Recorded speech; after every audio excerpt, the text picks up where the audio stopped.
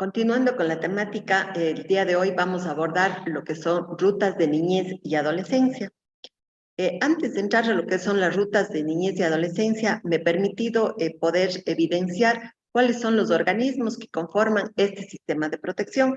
Este sistema de protección que ya vimos que es un conjunto de entidades, tanto públicas, privadas, que van encaminadas justamente a una garantía efectiva del derecho de las niñas, niños y adolescentes y de las otras poblaciones. En este sentido, dentro de los organismos del sistema, tenemos como una suerte de varios niveles.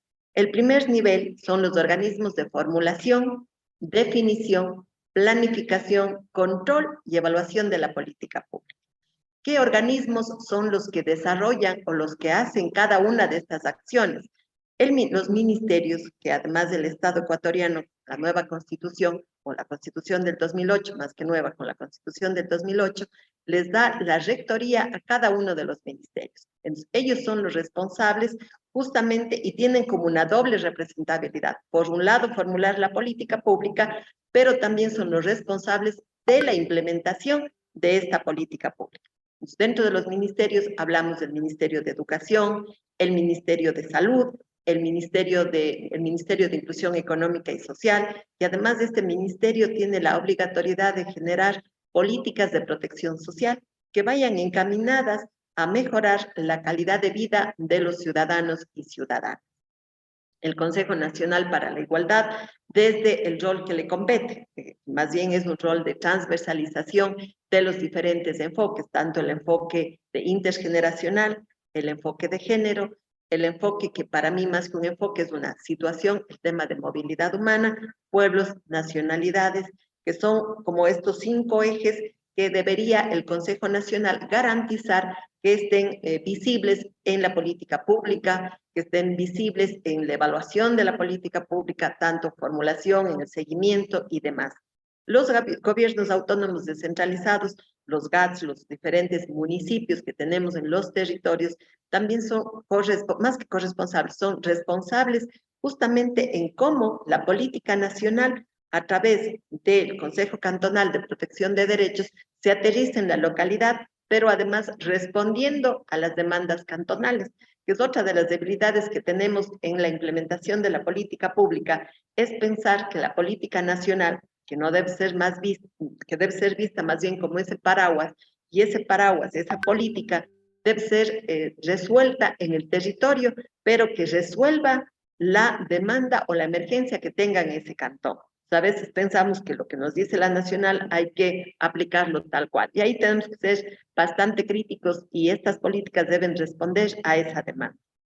Y los consejos cantonales, que tienen como ese rol justamente de observancia cuando no se cumple la política pública, pero algo que además, si bien es cierto, la ley de los consejos nacionales para la igualdad nos habla solamente de una observancia, pero la observancia, si no hay exigibilidad, no es observancia. Entonces es importante también que desde los consejos cantonales se pueda trabajar los temas de observancia, de transversalización de la política, pero sobre todo de la exigibilidad cuando esta no se cumple o cuando los procesos no cumplen un debido proceso, la Junta Cantonal, entre otros organismos de exigibilidad como tal.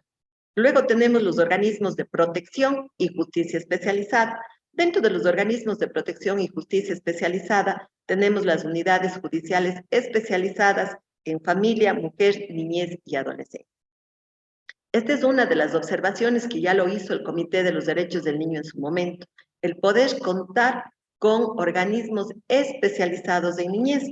Por recordar y hacer un recorrido histórico, hace años atrás se contaban con juzgados especializados en niñez y adolescencia.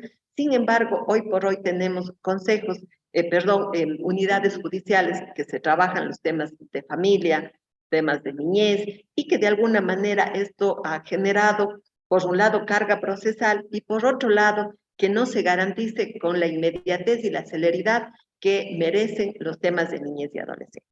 Luego tenemos los jueces de garantías penales, las juntas cantonales de protección de derechos, de igual manera, como lo decíamos anteriormente, juntas que ya no son especializadas en niñez, que si bien es cierto, trabaja la materia de niñez, pero también la materia de temas de mujeres y en adultos y adultas mayores.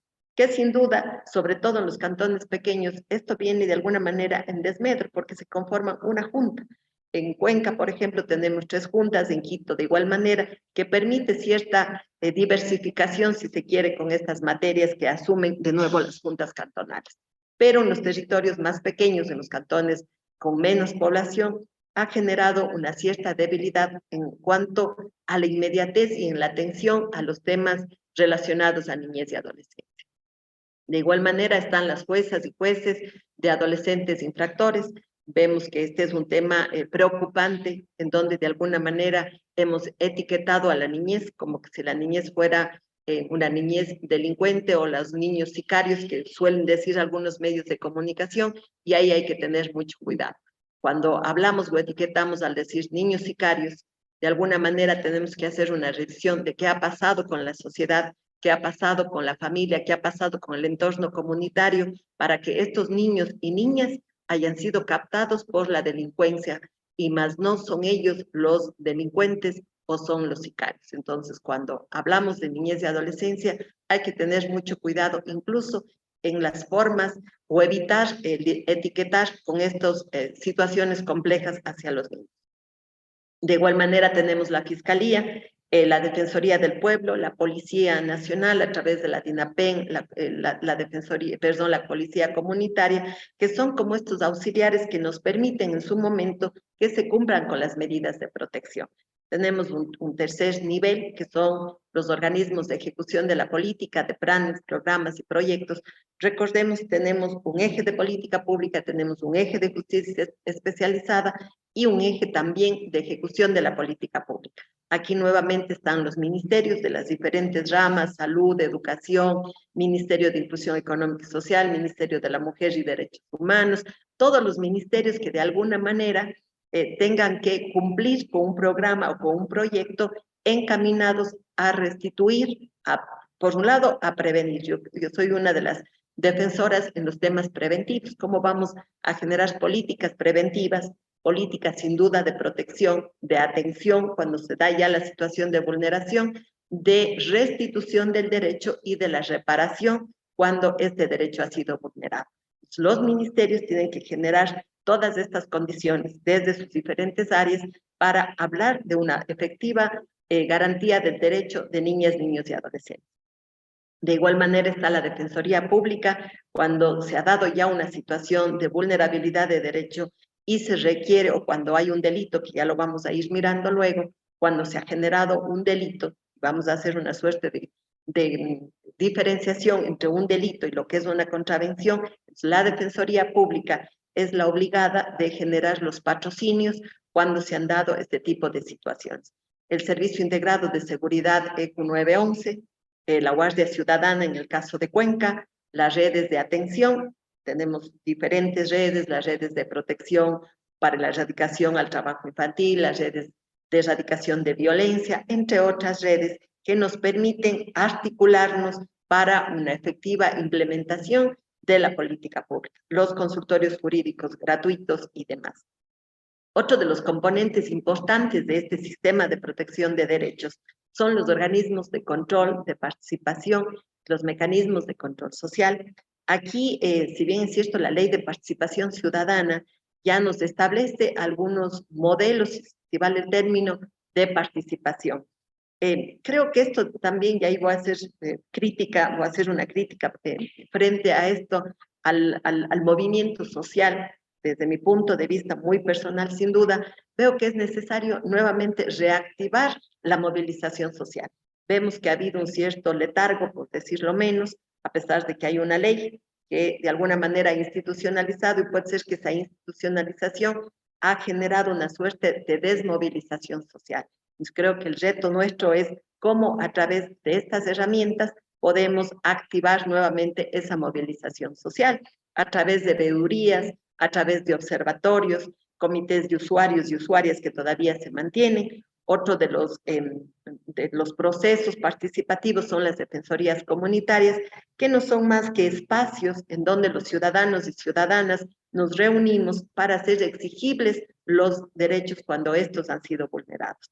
Y otro de los mecanismos de participación, uno de ellos, porque creo que hay muchos más, son los consejos consultivos que están reconocidos dentro de los sistemas de protección de derechos.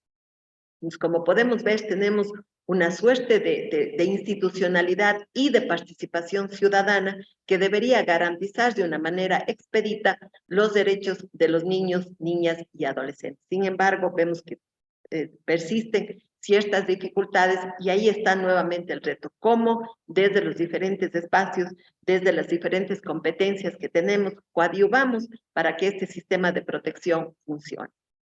Nuevamente entrando a lo que es el tema ya de las rutas de atención, quiero partir con lo que significa la denuncia. A veces solamente, y es muy penoso y debo decirlo en estos momentos, solamente nos dedicamos o centramos nuestra atención a grabar una situación violenta, pero nos olvidamos de la denuncia. ¿Y por qué nos olvidamos de la denuncia? Porque pensamos que yo me voy a comprometer, que voy a ser parte procesal, que yo no tengo los tiempos, etcétera, etcétera, etcétera. Quiero yo aquí ser bastante enfática e indicar que la denuncia es obligatoria. Cualquier ciudadano o ciudadana tiene la obligación de denunciar cualquier situación de vulneración de derecho que lo mire. Y esto lo está tipificado en el Código Orgánico Integral Penal, que lo podemos revisar en el artículo 422. Incluso tiene sanción en caso de que yo haber presenciado una situación de un delito, de una contravención o lo que fuese, tengo la obligación de denunciar. Y en caso de no hacerlo, puedo ser sancionada de acuerdo a lo que establece el Código Orgánico Integral Penal. Sin embargo, el Código de la Niñez y Adolescencia también manifiesta lo mismo y establece el deber jurídico de denunciar y cuáles son las personas obligadas a denunciar. Ya para entrar en lo que es la materia misma de rutas de atención, voy a hacer una diferenciación en lo que es una contravención y lo que es un delito. Esto es muy importante el poderlo diferenciar porque no es lo mismo una ruta frente a una contravención que una ruta frente a un delito, que a veces esta confusión puede generar que en muchos casos queden en la impunidad. Una contravención son modalidades de infracciones prácticamente que cumplen todas las características de un delito, con la diferencia, y aquí es importante señalarlo, de que el daño o la vulneración del derecho que estas causan es de menor gravedad que el de los delitos. Por lo tanto, merece una pena menor. No quiere decir esto que si se comete una contravención no pasa absolutamente nada y el tema queda en la impunidad. No, lo que al hacer esta diferencia entre la contravención y el delito es que el delito de alguna manera está sancionado incluso con penas privativas de libertad. Al igual que los delitos, las contravenciones deben estar específicamente prohibidas en una ley para ser sancionadas. Contravención, por lo tanto, entonces, es la infracción penal sancionada con pena no privativa de libertad o privativa de libertad, pero menor de hasta 30 días. Sobre todo, esto se aplica en los casos de violencia de género. En la violencia de género se establecen por el daño causado, incluso los meses o los años de privación de libertad cuando se configura un delito. ¿Qué es un delito flagrante? El delito cometido en presencia de una o más personas o cuando se descubre inmediatamente después de su supuesta realización. Es decir, cuando nosotros observamos que hay un hurto, por ejemplo, entonces es un delito o es una infracción, luego con los atenuantes hay que ir mirando si se configura en delito o en contravención, pero lo estamos presenciando en ese momento. Entonces, eso es un tema de flagrancia. El delito es una conducta humana que se encuentra prohibida en una ley por causar daño a una tercera persona que tras la comprobación de la culpabilidad de sus responsables merece la imposición de una pena.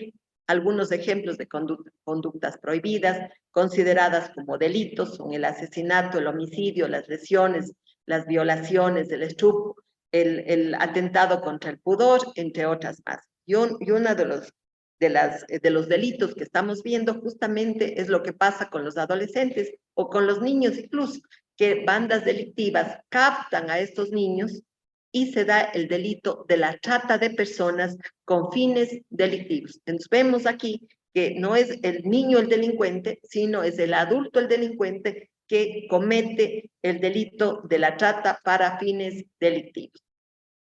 De igual manera, vamos a diferenciar lo que es un protocolo de atención y lo que es una ruta de atención. Los protocolos son herramientas que tienen como finalidad unificar los procedimientos, es decir, clarificar con detalle el modo de concebir cualquier o un determinado fenómeno y, por lo tanto, entregar un marco de lineamientos para actuar de mejor manera. En cambio, la ruta es la que genera o que la que describe de manera detallada el paso a seguir para la intervención integral en los temas. Vuelvo y repito, las rutas están creadas para prevenir situaciones de vulneración de derechos, para proteger cuando se ha dado una situación de vulneración, para atender cuando ya se dio la vulneración como tal, restituir este derecho y en algunos casos hablamos incluso de temas de reparación. Reparación, por ejemplo, como disculpas públicas, reparaciones pecuniarias, dependiendo la situación de vulnerabilidad que se haya generado, ya sea contravención, delito o lo que fuera. Según los roles y competencias de las entidades públicas o privadas de los diferentes organismos a nivel cantonal. Por eso era importante conocer cuál era esta estructura del sistema de protección, qué es lo que yo tengo en mi territorio, que eso también es muy importante antes de elaborar una ruta, porque una ruta me dice A, B y C y tengo que cumplir eso. Pero no es suficiente tener una ruta si yo no tengo cómo aplicar esa ruta, que es una de las dificultades que a veces tenemos en los territorios. Yo tengo una ruta hermosa, desarrollada, pero en el momento de implementar no tengo institucionalidad. Desde mi poca experiencia, yo recomiendo primero hacer un levantamiento de información, un mapeo de actores, qué es lo que yo tengo en mi territorio, cuál es la problemática, y con estos elementos sí poder ir diseñando una ruta que responda a mi realidad y a mi localidad, de acuerdo a las demandas que yo tenga en mi territorio. ¿Por qué son importantes las rutas de restitución de derechos? Primero, porque establecen estas líneas generales sobre la atención y la restitución de un derecho y nos permite que el proceso sea mucho más ágil. Nos permite coordinar acciones con instituciones e instancias. Vimos en el sistema de protección que hay una entidad que tiene que generar la política pública, pero hay una entidad que tiene que cumplir y cuando esta no se cumple, hay entidades que tienen que garantizar el cumplimiento de las mismas. En una ruta lo que hace es generar una suerte de armonización, de coordinación y de articulación entre las diferentes entidades para llegar efectivamente al cumplimiento de la defensa y la restitución de los derechos vulnerados. Fortalecen los procesos de atención interdisciplinaria de defensa, de restitución y exigibilidad de derechos. ¿Qué es lo que pasa aquí? A veces tenemos, y sobre todo cuando se dan medidas de protección, cuando yo no tengo un mecanismo, no tengo una ruta expedita, resulta que termina una misma entidad haciendo lo mismo. Entonces, generalmente dentro de las medidas de protección son apoyo psicológico, y apoyo psicológico hace el MIES, apoyo psicológico hace salud, apoyo psicológico hace la ONG, etc. Entonces, estas rutas lo que van a permitir, o que una ruta debería permitir, es justamente que se genere una atención interdisciplinaria, pero de acuerdo a su competencia, y no duplicar acciones. Entonces, ¿para qué nos ha servido estas rutas? Para primero orientar a las personas. Recordemos que no todos los ciudadanos y ciudadanas conocemos o sabemos dónde tengo que ir a denunciar, ni siquiera sé que esto es un delito, si esto es una contravención, y si tengo que ir a la fiscalía o a dónde tengo que ir. Entonces, primero, nos permite orientar a las personas y comunidades sobre qué se debe hacer y a dónde acudir en los casos de vulneración de derechos. Organizar el trabajo de los organismos locales, como decíamos hace un ratito, cada uno que cumpla desde el rol que le compete. Identificar acciones de exigibilidad y control social por parte de la sociedad civil. Por eso decíamos qué importante es la movilización de la sociedad civil como tal, una sociedad activa, una sociedad civil que esté reclamando y visibilizando los derechos que le asisten. Permitir que los organismos competentes vigilen el funcionamiento eficiente y completo de una ruta. ¿Cuál es el recorrido de la ruta? Primero tenemos que identificar hacia quién va esa ruta de protección. ¿Quiénes son los sujetos de derechos? En este caso me han pedido que lo abordemos los temas de niñez y adolescencia, pero pueden ser sujetos de derechos adultos mayores, pueden ser sujetos de derechos mujeres víctimas de violencia, pueden ser sujetos de derechos niños, niñas y adolescentes que están en condición de adicción o consumo, en fin. Primero vamos a centrar al sujeto, niño, niña, hombre, mujer, adulto mayor, joven, etc. Primero centro al sujeto como tal y luego identifico la situación de vulnerabilidad. ¿Cuál es su situación? ¿Será que está siendo víctima de violencia física, psicológica, violencia sexual, negligencia? ¿Y dónde se generó este tipo de violencia? Recordarán que en la primera fase decíamos que puede desarrollarse en el ámbito familiar, en el ámbito comunitario, en el ámbito educativo, etc. Entonces tengo que identificar dónde se dio esta vulneración del derecho y luego tengo que denunciar. Entonces no me basta solamente con decir en la escuela tal o en el centro educativo tal, voy a decir cualquier cosa, se vende droga, que es lo que generalmente nos está pasando con mucho pesar en nuestro país. Pero yo tengo que denunciar, no solamente tengo que dejar como un chisme de pasillo, que suelo decir yo, sino que efectivamente tengo que dar el paso a la denuncia. Luego la atención emergente. Entonces no me quedo solamente denuncié y ahora yo me abro, no, sino qué acciones emergentes se pueden hacer para que esa situación de vulneración, por ejemplo, yo puedo ver que la vecina del frente le maltrata a su hijo, entonces yo denuncio, pero también qué acción debo hacer para parar esa situación del golpe que se suele decir. Luego tengo que poner en conocimiento de la autoridad competente. Será la Junta Cantonal, serán las unidades de justicia especializadas, serán los juzgados de familia, serán los juzgados de violencia, hacia quién debería yo ubicar para poder armar mi ruta. Y luego estas entidades tienen la obligatoriedad, por un lado, de dictar medidas emergentes. Para eso se crearon las juntas de protección de derechos. De manera muy coloquial suelo decir yo, es parar el golpe. Si hay un niño que está siendo víctima de violencia, ¿cómo yo paro el golpe en ese momento con una medida de protección? Que puede ser alejamiento del agresor, se me ocurre este rato, o cualquier otra medida, pero por eso se llaman de protección. Le protejo en ese momento de la situación de vulnerabilidad en la que esté atravesando ese niño. Y luego vienen ya las medidas de protección, estas complementarias. A más de parar el golpe, ¿qué tengo que hacer? Recordemos que la Junta Cantonal no es un organismo judicial que juzga, sino que protege. Entonces, dentro de esta concepción de protección, debería yo dictar si ha habido un tema de agresión de parte, se me ocurre, del padre, le pegó a su hijo. Entonces, el padre también necesita apoyo. Yo no le estoy sentenciando o judicializando el caso y diciendo el padre es el culpable, no, sino este señor también requiere atención. ¿Y para qué requiere atención? Para que no se vuelva a repetir nuevamente esta acción violenta. Entonces, ese es el deber ser de la Junta Cantonal. Ya el juzgado verá si es que hay un tema de delito, ya, ese es otro tema, pero en los temas de protección, además, la Junta dicta medidas administrativas. Hay que hacer esa diferenciación también. Y luego, no puede quedar solamente en que dicte la medida. Tanto las juntas cantonales que dictan medidas administrativas como los jueces en sus diferentes materias, ya sea en niñez, familia o violencia o lo que fuese, o incluso cuando hay delitos se pasa a la fiscalía, estos tienen la obligación de hacer el seguimiento de la medida para ver cuán efectiva fue la medida que se dictó. Y si es necesario mantener la medida, suspender la medida, revocar la medida, modificar la medida de protección. Tenemos, como ya lo habíamos dicho, varios tipos de violencia en los entornos en los que se van dando, entonces es importante el poder ir identificando en dónde se da. La responsabilidad de todos es informar a los organismos competentes cuando se tiene conocimiento o sospecha de un caso. Incluso, y es muy importante esto cuando hablamos de sospecha, porque yo como ciudadano a lo mejor estoy mirando una situación de violencia o yo puedo creer que eso es una situación de violencia también.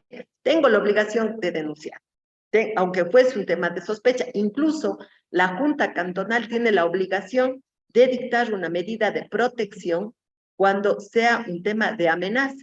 Es decir, que no necesariamente yo puedo ver una actitud agresiva de parte de una persona hacia un niño y yo la puedo denunciar. Y luego la Junta tiene la obligación de atender, ¿para qué? Para prevenir que ese acto violento o ese acto que yo lo medí como violento no pueda generar a lo mejor un golpe o una agresión física. Entonces es importante también que la Junta dicte medidas en ese sentido, frente incluso a situaciones de amenaza. ¿Cuáles son los procesos de intervención que se tiene que mirar en la elaboración de una ruta? Primero es atención emergente, como vimos en ese recorrido de la ruta. Primerito, ¿qué acciones debo hacer? Luego la atención complementaria, muy bien, para el golpe, pero necesita apoyo psicológico, pero a lo mejor necesita que el MIE se active porque hay una situación de empobrecimiento a través de políticas de protección social, atención ampliada, a lo mejor requiere también un tema de salud, etcétera. Es importante cuando yo genere una ruta en cuanto a los temas de atención, tener claro como estos tres momentos, temas de emergentes, atención complementaria y una atención ampliada. La protección igual, una protección emergente, una protección general, una sanción o denuncia, y luego ya en el eje de la sanción, si es un tema de un delito, recordemos que estos van a la fiscalía desarrolla todo un tema de indagación previa, de investigación y demás, porque yo ciudadano denuncio, yo no estoy, y siempre tenemos que hablar de presunción.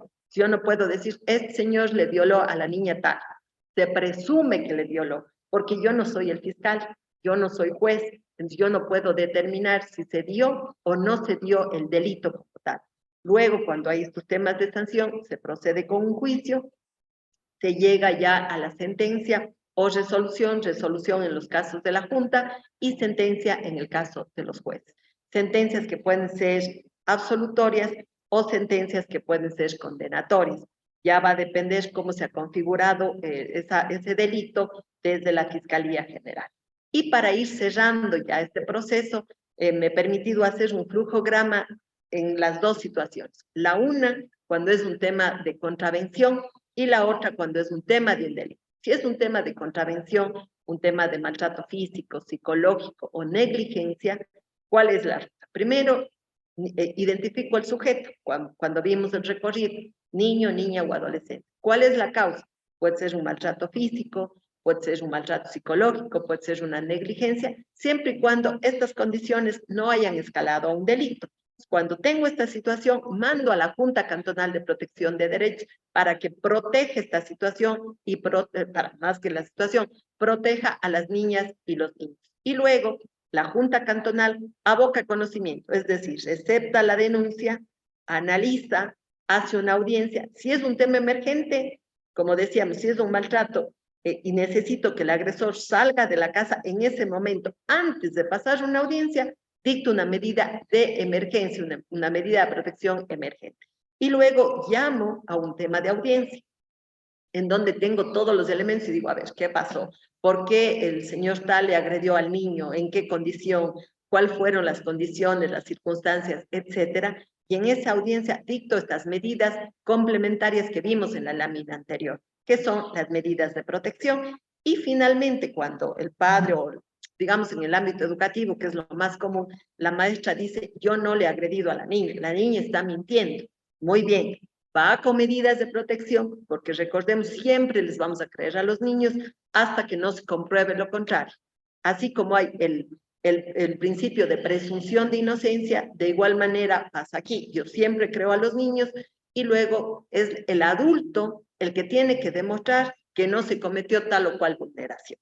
Entonces pasa una audiencia de prueba en donde el adulto dice, vea, aquí están todas las pruebas y no se ha dado tal o cual situación de vulneración del derecho como tal.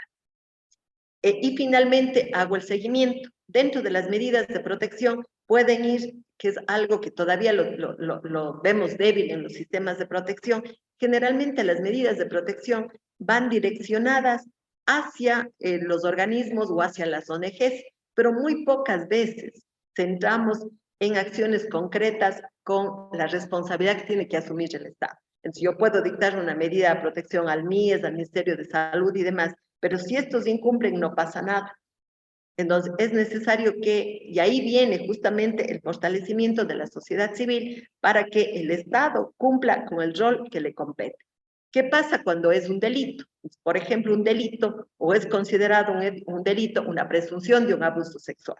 Entonces, de igual forma, llega la denuncia, pasa a la fiscalía porque aquí es un delito. Entonces, tiene que el fiscal o la fiscal hacer una indagación previa o hacer la investigación que me permita configurar el delito.